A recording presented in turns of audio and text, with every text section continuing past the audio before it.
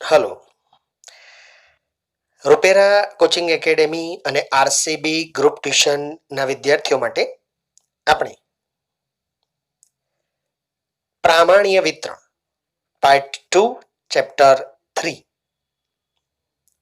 બોર્ડમાં 10 ગુણનું આ ચેપ્ટર છે. એવું કહી શકાય કે મોટા ભાગના વિદ્યાર્થીઓના મતે આ સૌથી અઘરું ચેપ્ટર છે.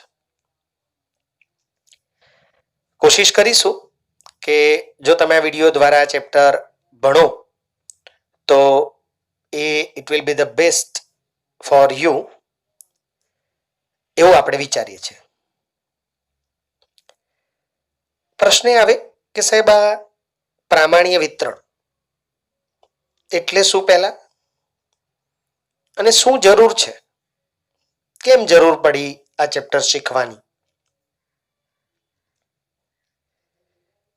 આપણે સંભાવના વિતરણ ભણ્યા છીએ, અસતત યાદચ્છિક ચલ એનું સંભાવના વિતરણ એ ભણ્યા છીએ. તો એમાં એવું તે શું ખૂટ્યું, એવું તે શું ઓછું પડ્યું કે આપણે હજી વધારે ભણવાની જરૂર છે?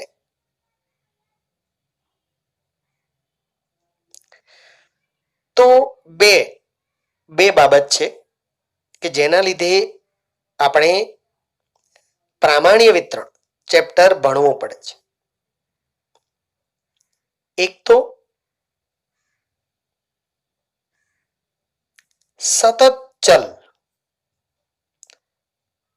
તમને બરાબર યાદ છે કે જે બીજું ચેપ્ટર છે એ ફક્ત અસતત ચલ માટે છે, સતત ચલ માટે નથી. તમે P2 શોધી શકો પણ P2.1 ના શોધી શકો. એટલે કોઈ ચલ સતત હોય તો તમે બીજા ચેપ્ટરના સૂત્ર px બરાબર ncx p⁻x અને q⁻n - x થી સંભાવના ના શોધી શકો. એક એ બાબત. અને બીજી કે કદાચ અસતત ચલ પણ હોય, ચલો, પણ જ્યારે n ખૂબ જ મોટો હોય, દાખલા તરીકે તમે 5 સિક્કા એક સાથે ઉછાળો, 5 સિક્કા એક સાથે ઉછાળો તો તમે જાણો છો કે કેટલી છાપ પડી શકે. 0 છાપથી માંડીને 1, 2, 3, 4, 5 છાપ પડી શકે. અને એ બધાની સંભાવનાઓ શોધતા પણ આપણને આવડે છે px બરાબર ncx p⁻x q⁻n - x થી. પણ 5 ના બદલે સિક્કા વધારે કરો તો ધીરે ધીરે આપણને અઘરું પડવા માંડે. અને જો હું એવું કહું કે 100 એક સિક્કો 100 વખત ઉછાળવામાં આવે તો તેમાં 35 થી 65 વચ્ચે છાપ પડવાની સંભાવના શોધો. 35 થી 65 વચ્ચે છાપ પડવાની સંભાવના શોધો. એટલે પહેલી સંભાવના થાય p36.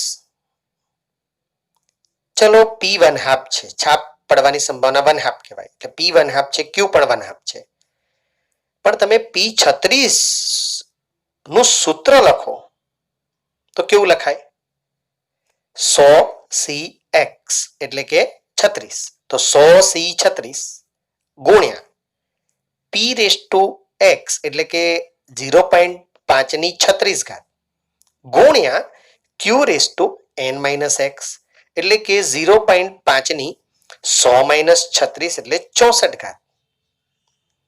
હવે વિચાર કરો કે પહેલા તો તમને 0.5 ની 36 ઘાત કેવી રીતે કરશો? અચ્છા એ જવા દો, 100C36 કેવી રીતે શોધશો? 100 થી શરૂ કરો અને 36 આંકડાને ઉતરતા ક્રમમાં લખવાના અને નીચે 36 થી એકડો લખવાનો. It will be very very tedious process. તો આવા સંજોગોમાં હજી P36 જ શોધવો આટલો અઘરો પડતો હોય તો હજી તો છે 65 સુધી, એટલે કે P64 સુધી જવાનું છે અને પછી પાછો બધાનો સરવાળો કરવાનો છે. ઓફકોર્સ આપણને ખબર પડી જાય કે સાહેબ જવાબ તો 1 થી ઓછો આવશે, અમને ખબર છે. એ તો તમને ખબર જ હોય, કારણ કે 100 સિક્કા ઉછાળો અથવા એક સિક્કો 100 વખત ઉછાળો એટલે 0 થી 100 સુધીની છાપ પડવાની સંભાવનાઓનું ટોટલ 1 થાય, આપણને ખબર છે. હવે જો ટોટલ 1 થતું હોય તો આ જે વિસ્તાર છે એનો જવાબ 1 થી નાનો આવે એ હકીકત છે. બટ આવે કેવી રીતે? તમે આ રીતે તો ના લાવી શકો. અસતત ચલ હોવા છતાં તમે આ રીતે જવાબ ના લાવી શકો. સતત ચલમાં તો પ્રોબ્લેમ છે જ, એ તો આપણે પહેલા જ વાત કરી ચૂક્યા છીએ. પણ અસતત ચલમાં પણ n ખૂબ જ વધારે હોય અને p પાછો નાનો ના હોય ત્યારે આ પ્રોબ્લેમ થઈ શકે છે કે તમે દ્વિપદી સંભાવના વિતરણથી તો ના જ લાવી શકો. તો એવા સંજોગોમાં શું કરીશું? એના માટે પ્રામાણ્ય વિતરણ આ ચેપ્ટર છે. હવે તમે તૈયાર રહો, હું સ્ક્રીન પર જોઉં છું, મારો ચહેરો તમને નહીં દેખાય એ માટે. જો હવે આપણે પ્રામાણ્ય વિતરણ સ્ક્રીન પર જોવાનું શરૂ કરીએ છીએ. કઈ રીતે પ્રામાણ્ય વિતરણ એ ફરજિયાત બને અથવા જરૂરી બને?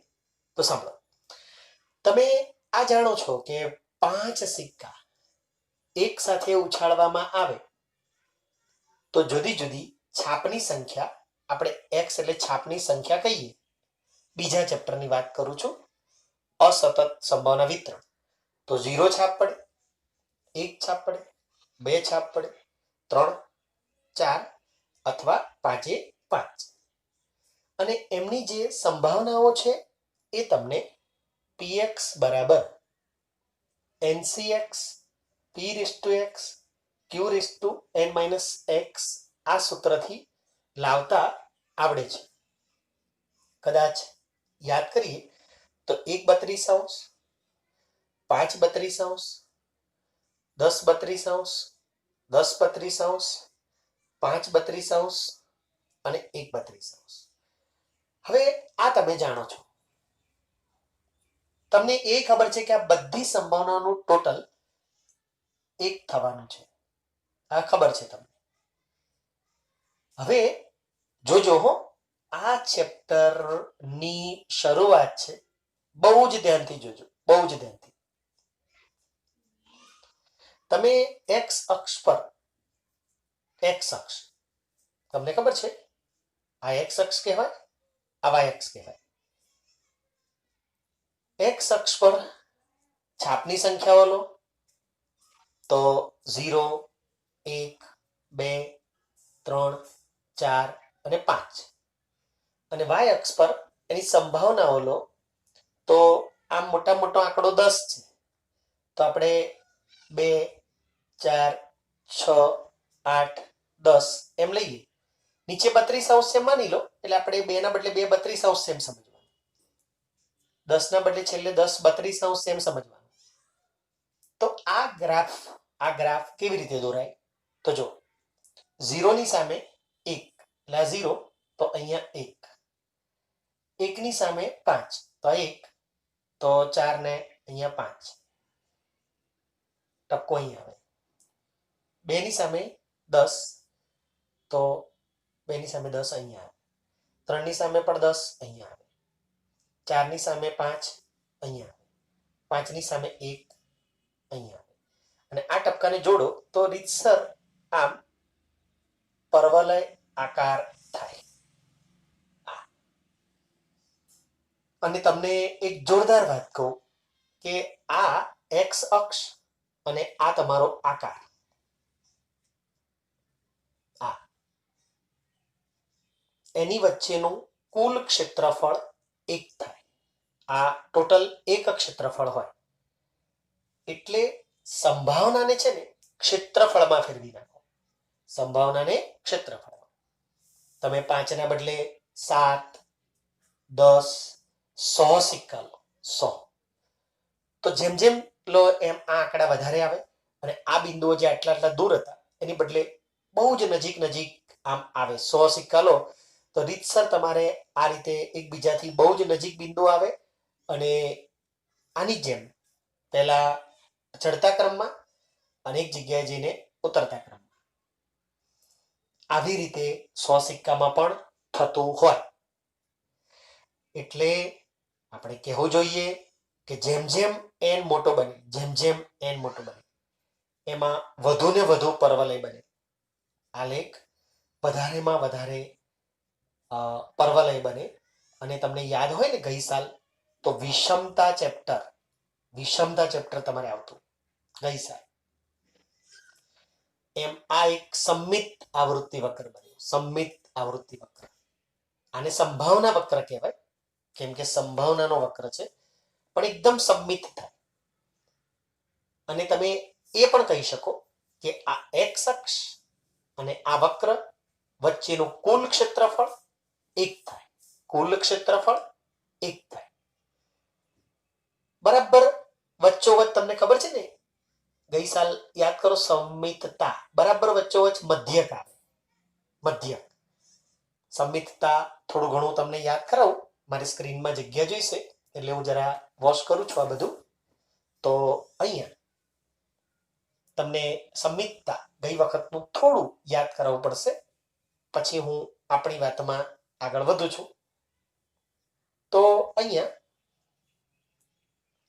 ગઈ સાલનું સંમિતતા યાદ કરો કે બરાબર સંમિત આવૃત્તિ વક્ર હોય એકદમ ઘંટાકાર. આ ટચ ના થવું જોઈએ એ ધ્યાન રાખજો. અહીંયા બંને છેડા અનંતલક્ષી હોય. આલેખના બિલકુલ ઘંટાકાર આવૃત્તિ વક્ર હોય. વચ્ચે બરાબર મધ્યક, મધ્યસ્થ કે બહુલક હોય બરાબર વચ્ચે. બંને ચતુર્થકો મધ્યસ્થથી સમાન અંતરે હોય Q1 અને Q3. આ ગઈ સાલનું સંમિતતા. તો આ બરાબર વચ્ચે મધ્યક જ હશે. બરાબર વચ્ચે. અહીંયા x ની જો આ 100 છે તો આ 0 હશે, 0 છાપ અને આ 100 છાપ. આ બરાબર વચ્ચે કદાચ મધ્યક તમારો 52 આવતો હોય, 52 છાપ, તો આ 52 છે એમ માની લો. x બરાબર 52. આ x બરાબર 0 નો બિંદુ છે. આ 100 નું છે. આપણને એ ખબર છે કે આ ક્ષેત્રફળ 1 છે. આપણને ખબર છે. કેમ 1 છે? કારણ કે 0 છાપથી 100 છાપ પડવાની ટોટલ સંભાવનાઓ, જો તમે આમ ખાનું બનાવ્યું હોય આમ તો જે બી સંભાવના આવવાની હોય ગમે તે, પણ એનું ટોટલ 1 થાય આપણને ખબર હતી. આપણને એક બી લાવતા આવડે નહીં અત્યારે માની લો. આ લાવતા ના આવડે કારણ કે 100 C 0, 0.5 ની 0 પણ 0.5 ની 100 આવું. હવે આ 100 ઘાત તમારું કેલ્ક્યુલેટર જવાબ નહીં આપે તો ક્યાંથી કરશો? એટલે ના આવે આપણાથી, ભલે ના આવે, પણ આપણને એક વસ્તુ ખબર છે કે આ બધી સંભાવનાઓનું ટોટલ 1 થશે. મતલબ જો આપણે આ બધી સંભાવનાઓને ગ્રાફમાં કન્વર્ટ કરી દઈએ, ગ્રાફમાં, જે ગ્રાફ સંમિત જ આવવાનો, કેમ કે આપણે p 0.5 છે અહીંયા. અને યાદ કરો આપણે કહી ચૂક્યા છીએ કે p નું મૂલ્ય બીજા ચેપ્ટરમાં p નું મૂલ્ય એ જો 0.5 એટલે કે 1/2 હોય તો આવૃત્તિ વક્ર સંમિત આવે. વન હાફ થી ઓછું હોય તો ધન વિષમ અને વન હાફ થી વધુ હોય તો ઋણ વિષમ. આવું કહી ચૂક્યા છે. પણ અત્યારે તમારે પી ગમે તેટલો હોય, તમારે એનો આલેખ એ સંમિત જ છે માની લેવાનો. એવું ના હોય કે તમારે માત્ર સિક્કાના જ દાખલા આવશે, ગમે તે ના આવે. અત્યારે જે બી આવે પી ની ચિંતા ના કરો, કારણ કે હવે તમારે પી વાળો નહીં આવે. તો સાહેબ આ જે પ્રામાણ્ય વિતરણ છે, જેમ દ્વિપદી સંભાવના વિધેય હતું, દ્વિપદી સંભાવના વિધેય હતું, જે કયું હતું બધાને ખબર છે, NCX P⁻x Q⁻n - x. એમ પ્રામાણ્ય સંભાવના વિધેય નથી, પ્રામાણ્ય સંભાવના વિધેય નથી તો છે fx કહેવાય છે. પણ હમણે જોશો ને તો ચક્કર આવી જાય એવું છે. કેવું છે જો સાંભળો, 1/σ √2π. સિગ્મા શું છે? તો સિગ્મા એટલે પ્રમાણિત વિચલન કહેવાય, ઇન્ટુ e⁻−1/2 x - μ અપોન સિગ્માનો સ્ક્વેર. આ વિધેય એ પ્રામાણ્ય સંભાવના વિધેય છે. એમાં x એટલે આપણો પ્રામાણ્ય ચલ, μ એટલે મધ્યક, અત્યારે 52 લીધો છે ને એ. સિગ્મા એટલે પ્રમાણિત વિચલન. સાહેબ આનું પ્રમાણિત વિચલન કેટલું હોય એ દાખલામાં આપેલું હોય, સમજો. હમણાં હું તમને મારી રીતે એક દાખલા દ્વારા આમાં એન્ટ્રી અપાવું એટલે તમને ખબર પડશે. તો સાહેબ આ પાઈ શું છે? પાઈ એ અચળાંક છે, 3.14 તમે જાણો છો એ જ. આ ઈ શું છે? ઈ પણ એક અચળાંક છે, 2.7183. તો સાહેબ બધું શું કરીશું? આ કેમનું થશે બધું? આ તો આના કરતા તો ક્યાંય અઘરું છે. કોઈ ચિંતા ના કરો, તમારે ફક્ત આ 1 માર્ક માટે યાદ રાખવાનું છે. આનો કોઈ ઉપયોગ તમારે આની જેમ કરવાનો નથી.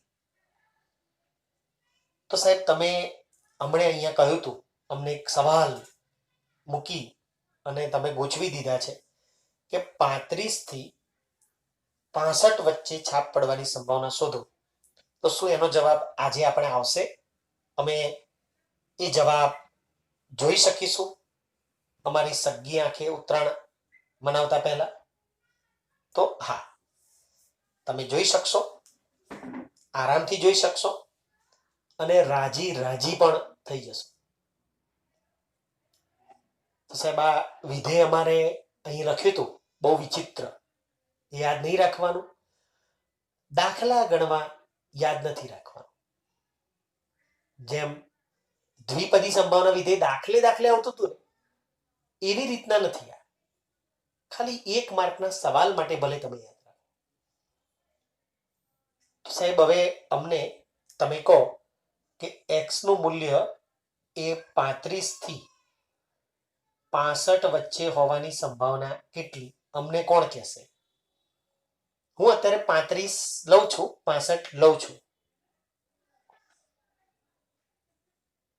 અને એવું જ રાખવાનું. આ ચેપ્ટર ખાતે એવું હોય છે કે એને ગણવાના, છેડાને ગણવાના. તો કેવી રીતે મળ્યા? બરાબર સાંભળજો, 15-20 મિનિટની સ્ટોરી છે. સહેજ બી આગા પાછા ના થતા. તમે ઘરે છો, અમે નથી જાણતા કે તમે ધ્યાનથી ભણો છો કે બારીની બહાર પતંગ જોવો છો કે આરામથી ખાતા ભણો છો. પણ કોશિશ કરજો કે એકદમ સાવધાન થઈને આ જો. હું આ જવાબ કેવી રીતે લાવીશ આજે ને આજે? તો સાંભળો. પહેલા તો આ જે કિંમતો છે ને, આ બંને એ આપણા પ્રામાણ્ય ચલ x ની છે. એકદમ જબરજસ્ત રીતે સ્ટોરી સાંભળજો હો. પ્રામાણ્ય ચલ આપણો x છે, છાપની સંખ્યા. આપણે વાત કરીએ છીએ ચેપ્ટરમાં છાપની સંખ્યાની, દાખલામાં, બરાબર? અને એની પહેલી કિંમત છે એને આપણે x1 કહીએ અને જે બીજી કિંમત છે એને આપણે x2 કહીએ.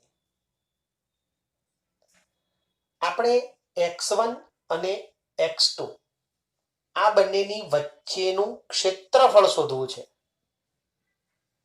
કેમ ક્ષેત્રફળ શોધવું છે એટલે શું છે? સાંભળો, આ ગ્રાફ છે એમાં આ 0 ગણવાનો છે, આ 100 ગણવાનો છે. આ માનો કે 52 જે છે 52 એ તમને દાખલામાં મધ્યક આપેલો છે. તમને દાખલામાં મધ્યક એ આપેલો જ હોય કોઈ પણ દાખલામાં, એટલે તમારે ચિંતા નથી. તો આ 52 છે અને પ્રમાણિત ચલન સિગ્મા પણ આપેલું જ હોય. માનો કે 10 છે, માનો કે 10 છે. હું અત્યારે આ લઉં છું, ગમે તેટલું હોય, 10 15 ગમે તેટલું. હવે તમે વિચારો કે 52 જો અહીંયા હોય તો 35 એ 0 અને 52 ની વચ્ચે અહીંયા ક્યાંક હોય એટલી તો આપણને ખબર પડે ને, એટલી તો ખબર પડે. અને એ લાઈન ની સંભાવના અહીંયા અડતી હોય, અહીંયા ક્યાંક. તો આપણે આ લાઈન દોરી દેવાની. અને 65 એ આ બાજુ ક્યાંક હોય, માનો કે અહીંયા છે 65. તો આ બે વચ્ચેનું જે ક્ષેત્રફળ છે આ તમે શોધી કાઢો ને, આ શોધી કાઢો કોઈ રીતે, તો આ તમારો જવાબ કહેવાય. આનો જવાબ એ તમારે આનો જવાબ કહેવાય. હવે પ્રશ્ન આવે કે આ ક્ષેત્રફળ શોધવું કઈ રીતે? આપણને ખબર છે કે આનો જવાબ 1 થી નાનો આવશે. આનો જવાબ 1 થી નાનો આવશે ખબર છે. કેમ? કારણ કે અહીંથી અહીં સુધીનું બધું 1 છે, ટોટલ 1. એમાં આટલું નીકળી જાય છે, આટલું નીકળી જાય છે, એટલે 100% આપણો જવાબ 1 થી નાનો આવવાનો એ ફાઇનલ છે. પણ લાવવાનો કઈ રીતે અને કેટલો? સાંભળો, પહેલા તો તમારે આ જે પ્રામાણ્ય ચલ છે ને, આ પ્રામાણ્ય ચલ એ x છે. તમારે એને પ્રામાણ્ય ચલમાં ફેરવી નાખવાનો. પ્રામાણિક ચલ એને કહેવાય z. તો સાહેબ કેવી રીતે ફેરવવાનું? એનું સૂત્ર છે x minus mu upon sigma. આ સૂત્રથી ફેરવવાનું. તો સૂત્ર યાદ રાખવું પડશે. હા, ફરજિયાત યાદ રાખવું પડશે આ સૂત્ર. અને આ આલેખમાં આ ક્ષેત્રફળો શોધવા હોય તો z થી તમને મળી જાય, x થી કદી ના મળે, z થી મળી જાય. તો સાહેબ આપણે આ 35 ને z માં ફેરવવાના. હા, આ 65 ને z માં ફેરવવાના. હા, કઈ રીતે? આ સૂત્રથી. તો x ક્યાં? તો એ પોતે. મ્યુ ક્યાં? તો આપ્યા હોય. સિગ્મા ક્યાં? તો આપ્યા હોય. તો તમે જો, હું સરળતા માટે થોડું 50 લઉં છું, મારે કેલ્ક્યુલેટરની ગણતરી ના કરવી પડે એટલા માટે 50 લઉં છું. રકમમાં કોઈ બી આપે છે, કોઈ ચિંતા નથી. 52 આપે, 55 આપે, ગમે તે આપે, પણ આપ્યા હોય. હવે સવાલ એ આવે કે ચલો સાહેબ, અમે આ સૂત્ર મોઢે કરી કાઢીશું, આજે ઊંઘતા પહેલા બોલીશું અને યાદ રહી જશે, અમને વિશ્વાસ છે. તો અમને જવાબ કઈ રીતે આવડશે? તો સાંભળો, હું પહેલા આનો z એટલે z1 લખું છું. સૂત્ર બધા જાણો છો તમે હવે. તો x1 એટલે 35 માઇનસ મ્યુ એટલે 50 અને સિગ્મા એટલે 15. તો તમારો જવાબ આવે -15 અપોન 15 એટલે -1. તો આ આવ્યો z1. તો હવે મારે આને -1 કહેવાના. આને આ જગ્યાને હું -1 કહું. હા, તમે કહી શકો કે આ Z1 ની ભાષામાં બોલો તો -1 છે. તો સાહેબ આને શું બોલાય? આ Z ની ભાષામાં 0 થાય. 0 કેમ 0 થાય? જો અહીંયા સૂત્ર તો તમારું આ જ છે. અહીંયા હતી કિંમત કઈ? 50 પોતે. તો 50 -50 એટલે 0 ભાગ્યા ગમે તે હોય 0. એટલે કે વચ્ચેલી લાઈન હંમેશા Z બરાબર 0 હશે. Z બરાબર 0. તો હવે આ કેવી રીતે લાવવાનું? હા, અગેન બહુ આસાનીથી Z2 x2 minus mu upon sigma 65 minus mu upon sigma. તો 15/15 એટલે +1 આવે. આ મતલબ આ છે એ +1 છે.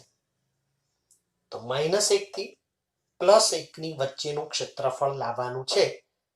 આના બદલે આપણે એવું કહેવાય કે મારે Z ની ભાષામાં કહીએ તો -1 થી +1 વચ્ચેનું ક્ષેત્રફળ શોધવું છે. બહુ જ રિઝનેબલી ખબર પડે એવી વાત છે. આરામથી ખબર પડે કે મારે આને Z માં ફેરવવાના. સૂત્ર યાદ રહેવું જોઈએ.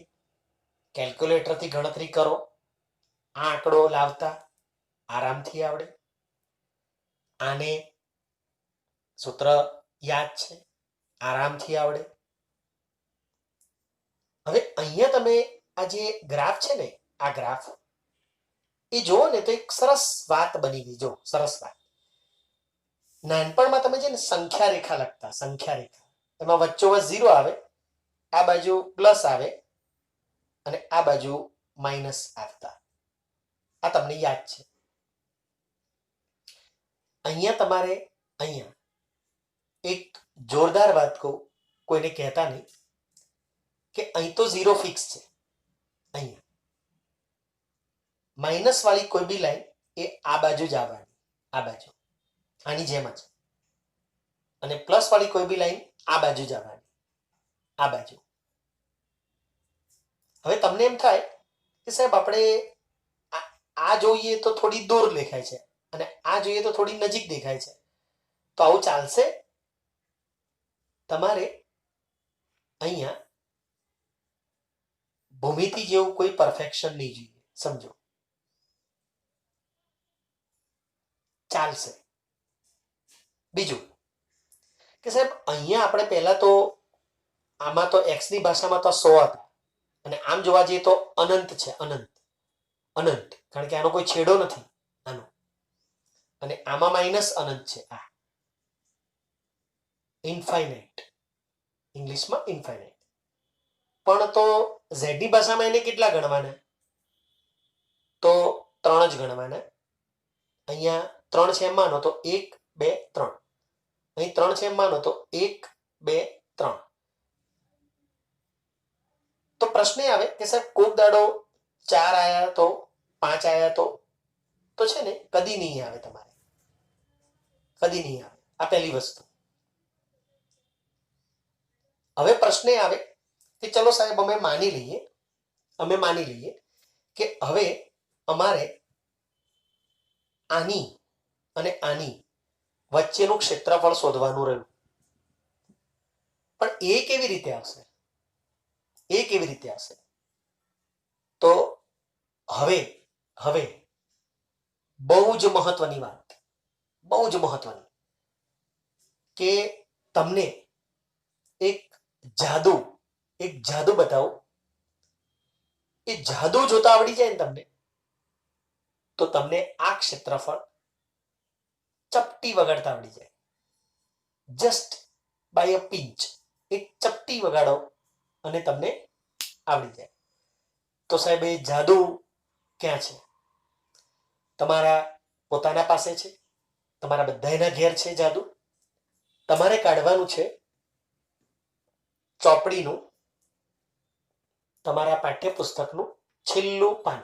આ જાદુ છે. આની અંદર આની અંદર તમારે આ જવાબ લખ્યા છે. આ ક્ષેત્રફળ કેટલું છે આમાં લખ્યું છે. તો પહેલા તો તમે ચોપડી કાઢો બધા,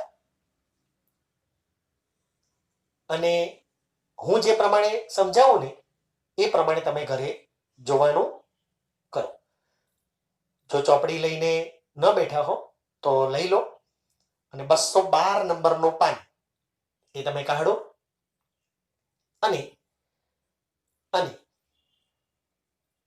હવે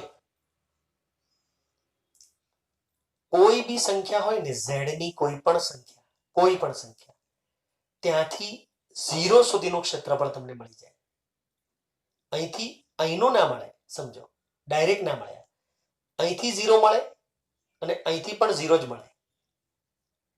તો સાહેબ અહીંથી 0 મળી જાય, અહીંથી 0 અને પછી અહીંથી 0 મળી જાય, તો અમારે તો ખાલી બેનો સરવાળો જ કરવાનો રહ્યો ને. એક્ઝેક્ટલી. તો સવાલ એ છે કે અહીંથી 0 કે પછી અહીંથી 0 મળે કઈ રીતે? તો એના માટે મારે થોડી સમજાવટ તમને કરવી પડશે, બરાબર? અને સ્ક્રીન ઉપર થોડી મારે જગ્યા પણ કરવી પડશે કે જેથી તમે સમજી શકો. હવે છે ને હું તમને અહીંયા ઝેડની જુદી જુદી કિંમતો લઉં અને બતાવું કે કઈ રીતે ત્યાંથી 0 સુધીનું ક્ષેત્રફળ મળે. કઈ રીતે? તમે કોઈ પણ કિંમત લો, માનો કે હું એમ લખું છું z બરાબર -1.32, તો ત્યાંથી 0 સુધીનું કઈ રીતે મળે? તો તમારે આ z ટેબલ છે ને, આ z ટેબલ, એમાં પહેલો ખાનામાં અહીંયા તમે ઝૂમ કરીને બી જોઈ શકો છો, તમારી ચોપડીમાં z લખ્યું છે, z, અને એની નીચે 0.0, 0.1 એમ કરતા છેક 3.5 સુધી લખેલું છે. મેં તમને કહેલું ને કે લગભગ 3 સુધી હોય, પણ અહીં 3.5 સુધી તમને આપેલું છે. 3.5 એટલે z ની વેલ્યુ અહીંયા 3.5 સમજવાની આ બાજુ, અને આ બાજુ -3.5 સમજવાની અહીંયા, આ બાજુ +3.5. તો પહેલા તો તમારે આ જે પોઈન્ટ હોય ને, પોઈન્ટ બરાબર જોજો અહીંયા, હો, ખાસ અહીં જોજો. આ જે છે ને, આ એ તમારે આમાં શોધવાનું કે ક્યાં લખેલું છે, આમાં. અને પછી આ જે છે ને, આ એ અહીંયા ઉપર ખાના લખ્યા છે. ઉપર ખાના જો ને તો આવા લખ્યા છે 0.00, 0.01. એને તમારે આવા વાંચવાના, 0, 1, 2 એમ કરતા છેલ્લે 9 વાંચવાના. તો તમારે આ કેવી રીતે જોવાય? તો આ માઇનસ છે ને, માઇનસ એ નહીં વાંચવાનું, એ નહીં વાંચવાનું, એની કોઈ જરૂર નથી. 1.3 નો 2 માં, તો 1.3 ની લાઈન અહીંયા જો તમે ક્યાં આગળ આવે છે, તો ત્રીજા ખાનામાં આવે છે. 1.1 પછી 1.2 પછી 1.3, એટલે તમને આ મળી ગયું. હવે આમાં આડું કેટલે દૂર જવાનું? તો ઉપરથી બગડો દેખાય ને એ ખાનામાં, તો ઉપરથી બગડો દેખાશે ત્રીજા નંબરના ખાનામાં. જો ત્રીજા નંબરના ખાનામાં, અને ત્યાં લખેલું છે 4066, પણ એ 0.4066 છે, યાદ રાખજો, પોઈન્ટ છે આગળ. તો આ તમને સીધું જ 1.32 થી 0 સુધીનું ક્ષેત્રફળ મળી ગયું, સીધું જ. માઇનસ પ્લસ ની ચિંતા ના કરો. માઇનસ પ્લસ માત્ર લાઈન આ બાજુ હોય કે આ બાજુ હોય એ જોવા માટે છે. ચાહે +1.32 થી 0 હોય કે ચાહે -1.32 થી 0 હોય, જવાબ આ જ રહે. હજી થોડી પ્રેક્ટિસ માટે હું બીજું લઉં, સાંભળો. દાખલા તરીકે 0.87 લો, એનાથી 0 પોઈન્ટ આવવાનું છે, નક્કી છે. હવે 0.87 કેવી રીતે જોવાનું? તો જો 0.8 ની લાઈન તમે જો, શરૂઆતથી પહેલા ખાના સુધી નહીં આવે, બીજા ખાનામાં 0.6, 0.7, 0.8 આવી ગયું. હવે આ અને ઉપર 7, અહીંયા 7 છે. જો આ બંને 4 રસ્તા ઉપર ક્યાં ભેગા થાય છે? અહીંયા 0.3078. તો આ તમારું સીધું જ ક્ષેત્રફળ. સીધું જ ક્ષેત્રફળ. તો હું માનું છું ત્યાં સુધી તમને બધાને ઘરે બેઠા બેઠા આ ચોક્કસ ખબર પડતી હોવી જોઈએ. યાદ રહે કે આ બે જ પહેલા જોવાના, આ બે જ. જો આમ લખ્યું હોય 0.09 થી 0 તો 0.09 માં જોવાનું. તો 0.0 પહેલી જ લાઈન, પહેલી, અને ત્યાંથી 9 એટલે છેલ્લે લખ્યું છે 0.0359. યાદ રહે કે 0 લખવાનો ભૂલી ના જતા. આ 0 લખવાનો ભૂલી ના જતા, આ ખાસ ધ્યાન રાખજો હો. અચ્છા સાહેબ, હવે માનો કે તમે જે લખ્યું છે આ એ કેવી રીતે વાંચવાનું? આમાં તો આવું છે જ નહીં. તો સાંભળજો.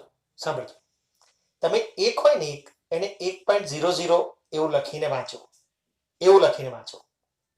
બે હોય ને 2.00, 2.1 હોય ને 2.1 તો 2.10 વાંચો.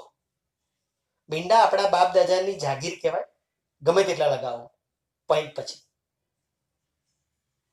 તો આ જે છે ને -1 એને આમ વંચાય, આમ. તો જો માઇનસ બોલી જાઓ 1.0 નું 0 માં, તો 1.0 છે બીજા ખાનામાં છેલ્લી લાઈનમાં. જો 1.0 અને 0 માં એટલે પહેલું જ ખાનું, તો 0.3413 આ જવાબ દેખાઈ રહ્યો છે 1.0 નો 0 માં. તો હવે તમે કાયમ માટે સમજી ગયા, કાયમ માટે, કે 1 હોય તો 1.0 નો 0 માં, 2 હોય 2.0 નો 0 માં, 3 હોય 3.0 નો 0 માં, 1.5 હોય તો 1.5 નો 0 માં. 0 માં એટલે પહેલું ખાનું. શરૂમાં થોડી ભૂલો પડશે, ઉતાવળે. અહીંયા ધ્યાન રાખીને જોશો તો નહીં પડે. તમે 2 માં જોવાનો અને તમે શું કરો ખબર છે? બીજું ખાનું જોઈ કાઢો. 2 માં એટલે બીજું ખાનું નહીં, ત્રીજું છે. જો ત્રીજું છે એટલે થોડું ધ્યાન રાખજો. તો સાહેબ આ અમને આવડે એવું લાગી રહ્યું છે અત્યારે, તો અમને કોઈ ચિંતા નથી. તો જો અત્યારે હાલ પૂરતું કે આપણે આ દાખલાને ફરી યાદ કરીએ તો આપણે જોયું છે આ જોઈએ છે. તો મેં તમને કહ્યું તેમ કે તમારે -1 થી +1 ડાયરેક્ટ ના આવે, પણ શું કરવું પડે કે -1 થી 0 વચ્ચેનું ક્ષેત્રફળ લાવો પહેલા, પછી 1 થી 0 વચ્ચેનું ક્ષેત્રફળ લાવો અને બંનેનો સરવાળો કરી દો. તો 1.0 નું 0 માં જોયું આપણે 0.3413 આવ્યું. અને આ પણ એ જ જોવાનું છે, આ એ પણ જોવાનું છે. એ જ કેમ કે માઇનસ પ્લસ નો કોઈ ફરક નથી પડતો. સમજો, માઇનસ તો આ બાજુ લાઈન છે એટલા માટે બતાવે છે, અને પ્લસ આ બાજુની લાઈન છે એ બતાવે છે. એટલે એ તમારે એવું નહીં કરવાનું કે આ માઇનસ છે એટલે માઇનસ લખો. નો, ક્ષેત્રફળ ક્યારેય માઇનસમાં નહીં લખવાનું. ક્ષેત્રફળ હંમેશા ધન હોય. સંભાવના છે, સંભાવનાનું મૂલ્ય માઇનસમાં ક્યારેય ના આવે. વત્તા આ પણ 0.3413 આવશે, અને માટે સંભાવના px ખાલી આ બંનેનો સરવાળો 6826. તમે બિલીવ ના કરી શકો. આ સવાલ જે થોડી વાર પહેલા તમારા માટે બિલકુલ અશક્ય હતો, મેં તમને વાયદો કરેલો એ પ્રમાણે આજે જ ઉત્તરાયણ પહેલા તમે આ ક્ષેત્રફળ આરામથી બતાવી શક્યા. જ્યારે આ ચેપ્ટરની શરૂઆતમાં આપણે એક વેલ્યુ શોધવા પણ શક્તિમાન નહોતા, કેમ કે આપણને આનું જ્ઞાન નહોતું. અત્યારે આપણે આવા જવાબ આપી શકીએ છીએ. અહીંયા આપણો પહેલો વિડીયો હું સમાપ્ત કરું છું.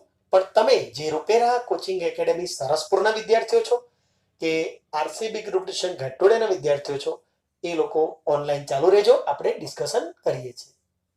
Thank you.